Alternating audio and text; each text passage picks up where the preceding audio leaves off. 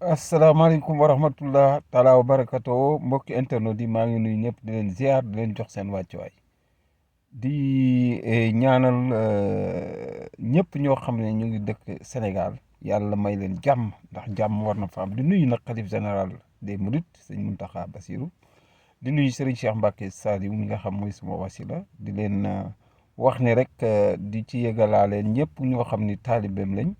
te di murit wala di jullit te bëgg barkeelu ci liggéey ba Lagan le 19 ñu jéem a dem Lagan fekki sëriñ ba foofa jéem ko jàppale ci wàllu ngóob ma nga xam ne moo fa am ca Lagan loolu am na solo ndax liggéey sëriñ Touba dafa baax di ko def ndax sëriñ bi loolu la digle woon mu ngi ci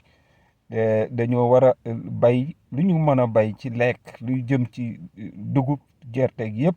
nga xam ni moom la ñu bëgg Sénégal doxale noonu ndax Sénégal noonu la war a doxee kon képp ku bëgg a jàpp ca liggéey ba le 19 nga dem Lagan fële ca Gossas ca Njenneg Lagan tool ya fa ne ñu jéem ko ngóob ñun ñii daanañ ko fekkee waaye ñu ngi ñaan yàlla ñu fekk ko jàmm ñëpp dem teew fa gannaaw loolu nag ma wax rapidement ci wàll bi ma nuyoo it ma fàtte nuyu xalif généraux yi nga xam ñoom ñëpp nga fa ndax ñoom ñoo yor suñuy kaaraange diine faaw ñu nuyu leen nuyu waa jàngu benn ñëpp ak kilifa aada yi waaye dafa am loo xam ne nii dama ko bëgg wax nit ñaa ngi ciy wax te xam nga loi dafa sew loi dafa garaaw parce que loi bi nga xamante ni moom la français yi instauré au Sénégal ñoom prévoiroon nañ lépp prévoiroon nañ ni dañoo bëgg dictature am en Afrique parce que bu ñuy digal seen njiit yi ñu fi teg su ko defee dictature bi mën a taxaw moo tax ci loi bi su ngeen ko gisee dañ ko defee defin woo xam ne interprétation pour que à chaque fois su fekkente ni ki nga xam ni état bëgg na daaneel nit mu mën cee loolu yëpp dañ ko prévoir yéen ci xam leen loi bi ci boppam moom la ñu war a tëggaat loi bi nga xam moom la gars yi def parce que loi bi dafa amaale ay brèche ak ay prox ndoll yoo xam ni pour bu fekkente ni kiy jugé bëgg na la incriminer par force dina la mën a incriminer noonu lañ ko tëggee moo tax tubaab bi dañoo saay-saay noonu la ñu tëggee loi bu Sénégal su ngeen liiree code de procédure pénale bi ngeen xool exactement ñi nga xam ni ñoo ko tëgg prévoir nañ loolu maanaam jeexi jaaxi xel ñi pour que nit ki à chaque fois soo nekkee juge wala nga nekk koo xam ne ci wàllu yoon ngay liggéey di nga mën a fexe ba daaneel ki nga xam ne en face de toi da nga ko bëgg a daaneel loolu moo am ci loi bi donc loi bi lu mat a xoolaat la après pour tëggaat ko nous avons de bons juristes actuellement war nañu am benn code de procédure pénale boo xam ne ñun ñoo ko tëggal suñu bopp taayee ko à notre réalité loolu mooy problème bi mais su fekkee da ngeen bëgg a jël lépp bëgg ko basé wu ci affaire français yi ñoom saay-saay lañ noonu lañ ko tëggee maintenant parce que ñun suñu loi dañ ko waroon a basé toujours ci alquran li nga xamante ni Coran moom la yàlla wax foofu la ñu war a jël daal di koy nocci xool ci loi bi nga xam ni moo war a mën a dox ak suñu culture ñun sénégalais yi ñu daal di koy mën a kon war nañoo jóg ci loolu ñi nga xam ni les grands juristes ñu def benn assise nationale xoolaat loi bi parce que wàllu Pape Alé Niang man mi je faisais l'administration militaire def naa jaar naa ci quand je vous dis que par exemple il y a la classification des documents il y a les documents top secret yi nga xam ni bon am na document yoo xam ne ni dañoo nekk ay documents top secret maanaam yi nga xam ni très secret am na yooyu yëpp donc am na secret am na ak yeneen documents yoo xam ne nii c'est des documents déclassifiés nga xam ne nit ku ne mën na ci jot ba xam mais ci biir armée dafa am ay documents yoo xam ne secret défense moom moo jiitu secret défense lu tax ñu wax loolu parce que ça peut nuire la défense nationale loolu moo tax ñu ni décret secret défense léegi nag document boobu nga xam ni moom la Pape Alé génne di ko faram-fàccee sax parce que document la boo xam ne nii génnewul noonu Pape Alé demul sàcc document demul def dara il faut ngeen xool par exemple qualité document boobu ñu wax top secret la donc qualité bi bu ngeen ko seetloo ça peut être un document quand même confidentiel sax laay wax mais ay top secret sax waru ko ne parce que xam nga lu tax waru nekk top secret parce que mën na nekk confidentiel mais confidentiel aussi dafa am ñi nga xam ne ñoo ko war a accéder c'est-à-dire lu tax mu war a nekk confidentiel kese yem ca parce que c'est un document qui découle d'une affaire civile loolu mooy problème bi c'est-à-dire lan moo suscité document boobu ci affaire civile la jógee bu nu fàttee donc comme que dafa juddoo ci affaire civile moom moo jur document boobu kon document boobu bu ñuy seet kan moo ko jur c'est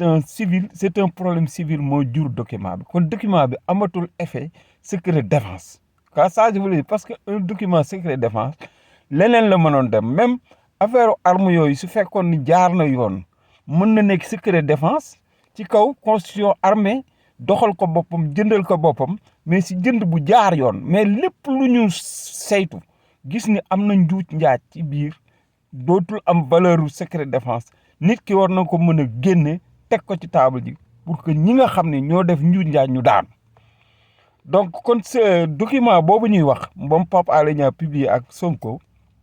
c'est un document qui découle d'une affaire civile donc affaire civile moo ko jur kon document ba maanaam amatul critère militaire complète dafa am lu mu seqoo ak civil yi loolu dañ ko war a seetlu ci mbir mi parce que su fekkoon ne affaire complot boobu amul woon kon loolu xam nga document boobu du am mais ça découle quand même d'un problème civil qui est notamment ce qu'a fait par exemple un complot contre un citoyen rawatina un citoyen qui n'est pas ordinaire mais un citoyen qui aspire d'être demain un président de la République qui peut régler le problème du Sénégal à protéger c'est-à-dire ku mel ni Sonko ku mel ni ñoom gars yi nga xam ne dañoo taxawal réew mi di ci liggéey pour réew mi jëm kanam ñoo ñëpp c'est des gens à protéger mais au lieu que ñu protéger leen ñoom dañ leen a bëgg a sacrifier alors voilà le problème bi lii rek la donc document boobu jàpp leen ni c'est pas un document de secret défense c'est un document issu d'un problème civil voilà le problème donc amatul maanaam boobu dayo bi nga xam moom la waram secret défense amatu ko kon gars yi bu ñuy wax naan ay dafa publier parce que boo gisee sàcc nga dem jàpp ko kay te naan sàcc bi de diw la turam dafa rëy moo tax duñ ko wax dara dañ koy bàyyi mu dem déedéet sàcc bu xasee ba sàcc yoratul maanaam mbubb mi nga xam ne moom la ñu wax autorité par exemple su fekkee ni document bi dañ ko def enquête interne mu génne ni ci biir gendarmerie te dañ ni loi ki ko jiite moom moo war a tegu ci yoon def na lu dul yoon nekkatul ki ni tur woowu ñàkk na ko maanaam bi ñu tuddee document bi ay par exemple ñu génne enquête bi gis ni général Moussa Fall mu ngi ci biir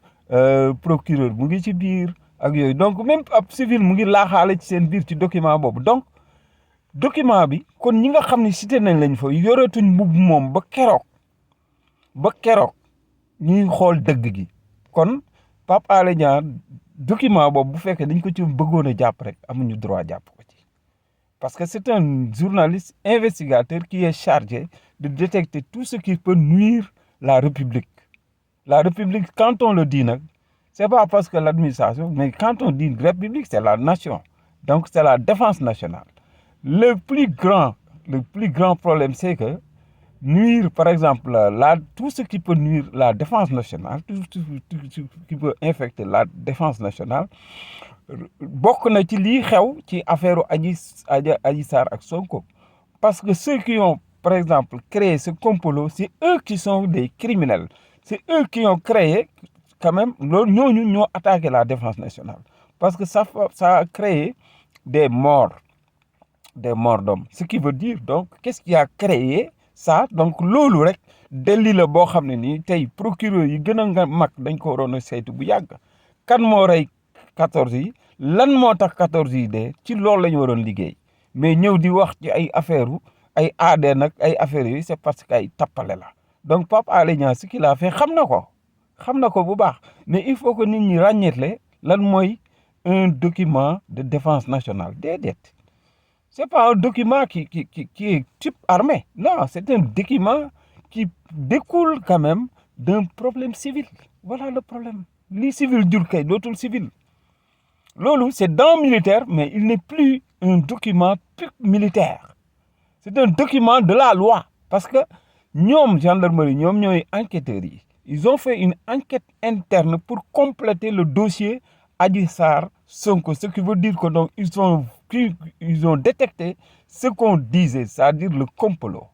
voilà donc le général Tine a été efficace il a été intelligent de pouvoir quand même essayer de retrouver la vérité et la vérité est ainsi faite donc loolu la ñuy wax donc lii daal jaay doole rek la jaay doole na ngeen tegal Youssou Ndour wayu Youssou Ndour bi moom xaritam Macky Sall na koy déglu toujours ci bureau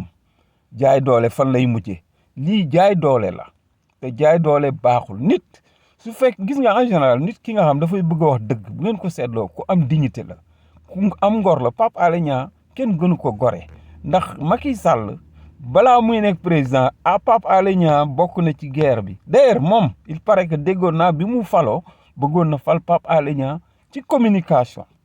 mais communication au palais même Pape Alé Niang naroon na fa am place mais Pape Alé Niang il l'a pas accepté parce que Pape Alé Niang voulait continuer quand même dans sa cohérence moo tax journaliste la boo xam ni amul moroom foofu ci Sénégal la wax Pape Alé Niang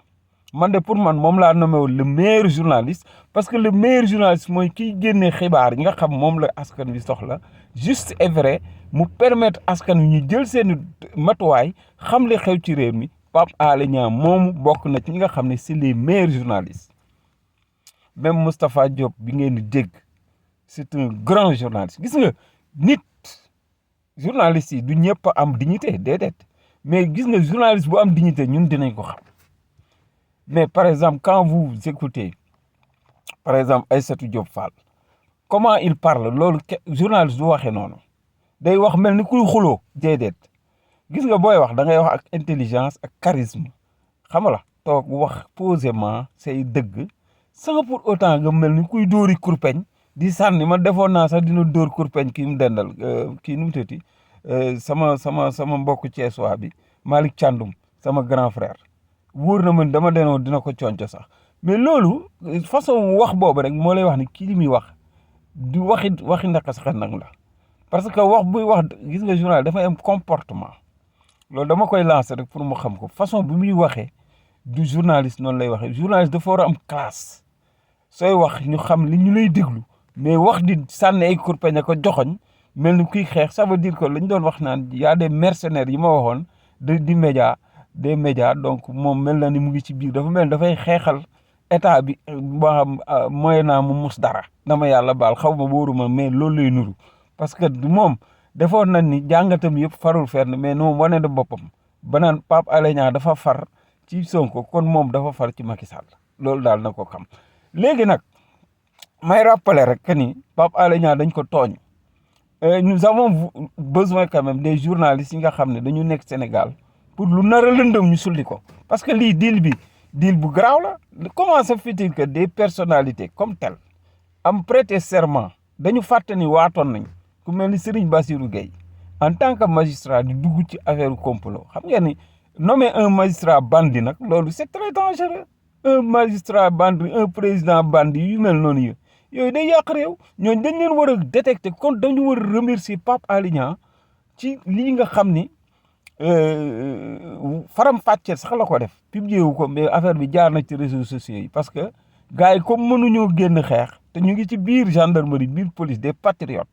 ñooñu comme am nañ lu leen naqari ils sont obligés quand même de glisser des informations c'est normal parce que loolu yëpp c'est causé par des dirigeants yi nga xam ne ñoo nekk biir armée wala dara dirigeants yi nommé général téye leen fa ñuy lekk riba parce que dañoo waroon retraité au lieu ñu retraité dem ñu leen di yokkal lépp liñ leen yokkal pour man ci lu demeewul yoon loolu yëpp riba la donc solde yooyu ñuy jël yëpp après yokkal bi pour man riba laa ko tuddee te dañ leen ko fàqal donte sàkkuñ ko sax mais ki leen ko sàkkal riba la leen sàkkal ñu ngi lekk leneen loo xam ne ni bokkul ci seen carrière loolu nag ni ne nag nguur kenn du ko ñëdd généraux yi sax ñoom waruñu woon nangu man mi nga xam adjudant chef sax laa woon dans l'armée man bëgguma woon sax dem ba retraité fa maanaam ñëdd bool sax moo baaxul mais ñoom ñu ngi ñëdd ñu fuqale lañ ñuy nangu loolu ñu leen di nommer pour moyennant des sales boulots nga xam ni ñoom donc seen yokk boobu yëpp pour ñu tooñ ci sunu borom la dem sawara loolu baaxul mujj gu rafet en tant que général nga dem ba nekk mag ñu lay yokkal ngay dem doo rus sax loolu ça veut dire que yéen généraux yooyu nga xam ne ci ngiru Macky Sall lañ leen nommé ça veut dire c'est des généraux choisis politiquement pour leur instaurer pour ñoom ñu taxawal fi président bi sauver ko ci li muy def li nga xam lu ñaaw li muy def c'est dommage donc il faut que les gens mën a xam lan la ñuy wax classification des documents soo demee dans l'armée am na fa bien sûr mais il va de soi quand même ku ci nekk xam document bi ban qualité la am document boobu qualité bi mu am mooy ça peut être quand même un complément sur les instructions du dossier Adji Sarr Sonko donc loolu laa bëggoon leeral mbokk yi pour xamal leen ni daal Pape Alé Niang dafa war a génn la ma waxoon rek jar na xeex nag ba dugg boîte vocale jar na xeex comme ni ñu xeexaleen Sonko ba mu génn loolu du ma ne parce que su réussir bu continuer jàpp Pape Alé Niang mu ngi jëm ci keneen ba egsi si Sonko Macky Sall nag li muy def yëpp gars yi fa nekk ñi nga xam ne ñooy réew mi nga xam ne ñooy baatu réew mi di sëriñ seeg yooyu ñoom ñoo ko may li mu nekkee te mel na ni moom la ñu àndal loolu daal maa ngi leen koy xamal di leen wax ni loolu moo doon sama intervention tey ci wàllu Pape Alé Niang nañ ko bàyyi ñu ngi koy tooñ nit nag booy tooñ di tooñ ba tase koo xam ni bopp bi mu yor xamul lu ñuy daal donc lu fa xew rek ci état bi rek du dara lu dul dañoo am àq bu nu dal ci doomu aadama jërë ngeen jëf pour tey asalaamaaleykum wa rahmatullah taala wa barakatu